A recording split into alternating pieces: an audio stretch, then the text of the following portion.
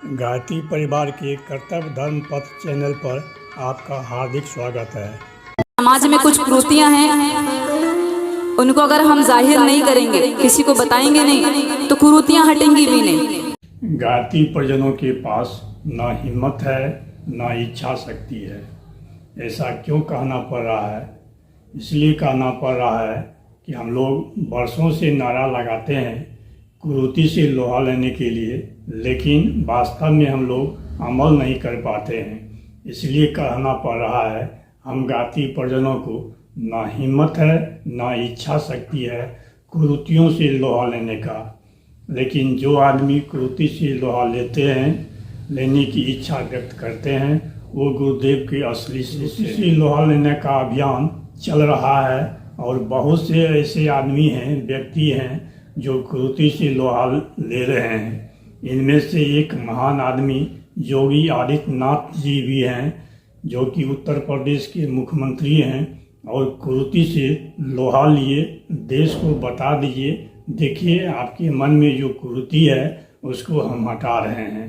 और वो साबित भी कर दिए कि ये जो कुरीति है, ये जो कहावत है वो गलत है, उसे हम ध्वस्त करते हैं और ध्वस्त करके दिखाते। क्या बात करते थे ये लोग? कहते थे कि साहब नोएडा कोई मुख्यमंत्री जाएगा तो दोबारा नहीं आ सकता है। और जब मैं गया था तो नेता विरोधी दल उस समय कहते थे अब तो मैं पक्का मान लिया दोबारा नहीं। मैं कहा डंके की चोट पे आऊंगा दोबारा। को हटाना और कुरीतियों से परहेज करना गायत्री परिवार का परम कर्तव्य है। कुरीतियों में से एक कुरीति ऐसा है जो गायत्री परिवार को कहीं का नहीं छोड़ा है। ये कुरीति वजनदार है और वह कुरीति है दहेज प्रथा। नारा तो खूब देते हैं, जोर शोर से नारा लगाते हैं। वो नारा क्या है? बंद करो खर्चेरी शादी, यदि रोकनी है बर्बादी। और जब बारी आती है तो अगल बगल झांकने लगते हैं। ये सच्चाई है, ये गायत्री परिवार की सच्चाई है जो उनका पोल खोलती है, जलील भी करता है। ये बातें सुनकर आपके मन में हमारे लिए बुरा भला विचार आता होगा, लेकिन ये सच्चाई है। हम कहे हैं तो हमें बुरा भला कहिएगा, वो ठीक है। शांति कुंज के वरिष्ठ प्रतिनिधि, वरिष्ठ कार्यकर्ता कह रहे हैं, उनको सुनिए, उनको आप क्या कहेंगे। आइए उनकी बात आपको सुनाते हैं। अभी गायत्री परिवार करो, बंद करो खर्चीली शादी, अगर रोकना है बर्बादी। और फिर खुद के घर में जब शादी आती है तब अरे जी वो तो घर वालों का दबाव है इसलिए नहीं चल पा रहा। जैसे इस वीडियो में आप सुने, वैसे ही हमें भी समाज में सुनना पड़ता है, क्योंकि समाज जानता है, जो हमारे आसपास समाज है वो जानता है कि हम गायत्री परिवार से बिलोंग करते हैं, इसलिए हमें भी उल्टा सीधा सुनना पड़ता है। आइए एक झांकी आपको दिखाते हैं। देखिए ये पोस्ट जो कि सोशल मीडिया पर वायरल हो रहा था, फेसबुक पर क्या लिखा हुआ है, पढ़ लीजिए। अब इस पोस्ट पर जो परिजन कमेंट किए हैं, टिप्पणी किए हैं, उसको भी देखिए वो टिप्पणी में क्या लिखते हैं। अब इन टिप्पणी को जाने दीजिए, इन सारी बातों को जाने दीजिए। केवल आप ये हम बताइए कि क्या गायत्री परिवार बिना दहेज का शादी कर पाते हैं? क्या करते हैं? क्या कोई अभी तक आपको मिला है गायत्री परिजन जो बिना पैसा लिए हुए, बिना दहेज लिए हुए शादी संपन्न कराया हो? अरे लड़की वालों का तो मजबूरी है, लड़का वालों का क्या मजबूरी है? कम से कम इतना तो कर सकते हैं लड़के वाले कि लड़की वालों पर छोड़ दें, जो देना होगा देगा, हम उससे कुछ मांगेंगे नहीं। इतना तो किया जा सकता है। दहेज लेने से किसी का स्टेटस नहीं बढ़ता है। अगर कोई सोचता होगा कि दहेज लेने से समाज में हमारा वैल्यू बढ़ेगा, ये उसकी सोच गलत है। अगर यही परंपरा चलती रही तो वह समय दूर नहीं जब लड़के बिना ब्याह किए हुए रह जाएंगे, लड़की रहेगी ही नहीं, लड़की लोग पैदा ही नहीं करना चाहेगा तो शादी होगा कहाँ से? देखिए पेपर का एक कटिंग है जो आपको दिखा रहे हैं कि लड़की की संख्या घटती जा रही है। तो लड़की की संख्या घट जाएगी तो हर किसी का शादी होगा कहाँ से? तो समाज को इस पर सोचना चाहिए, विचार करना चाहिए और दहेज से परहेज करना चाहिए।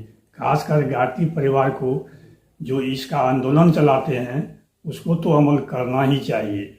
सामूहिक विवाह योजना का आयोजन कर खर्चीली शादी पर रोक लगाया जा रहा है। बहुत से ऐसे संगठन हैं जो सामूहिक विवाह का कार्यक्रम चलाते हैं। आइए मुख्यमंत्री आदित्यनाथ जी द्वारा संपन्न की गई इसी तरह का एक अभियान का एक वीडियो आपको दिखाते हैं। आइए देखिए और योगी आदित्यनाथ जी को सुनिए, वो इस संबंध में क्या कह रहे हैं।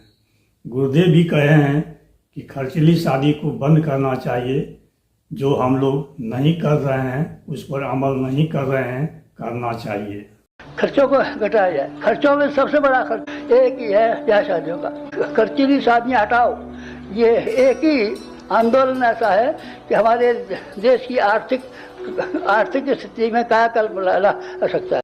हमारे लिए यह आयोजन इसलिए भी महत्वपूर्ण है कि यह आयोजन एक तो सामाजिक समता का प्रतीक है। 1200 जोड़े हैं। इतना सामूहिक समारोह एक मेला जैसा आयोजन है, उत्सव जैसा आयोजन है।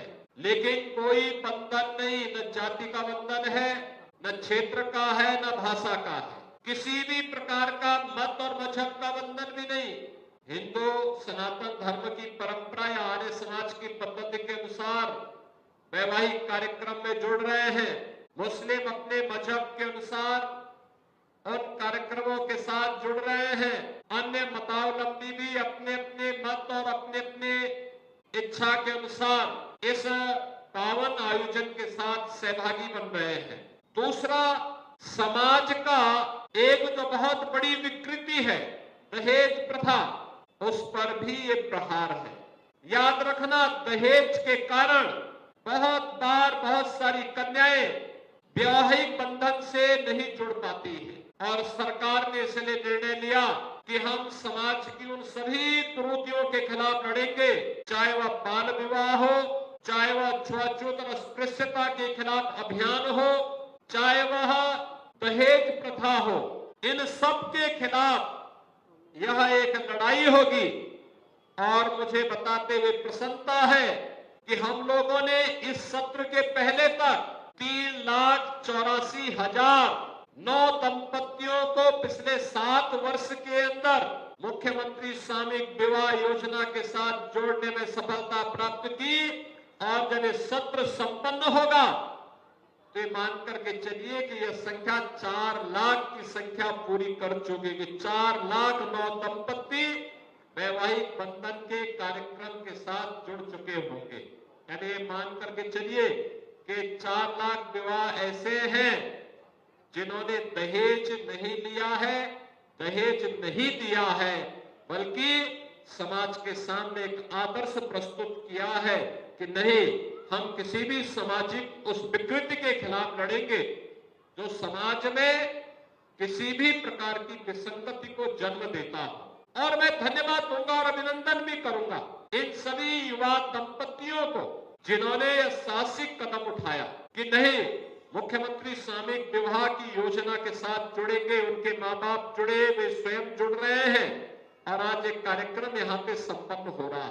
बहनों और भाइयों, एक तरफ दहेज की प्रथा पर प्रहार है और दूसरी तरफ यह भी प्रयास कि एक साथ मिलकर के इस उत्सव का हिस्सा बन जाना। आज बस इतना ही। वीडियो के अंत तक बने रहने के लिए धन्यवाद। ओम शांति, ओम शांति, ओम शांति।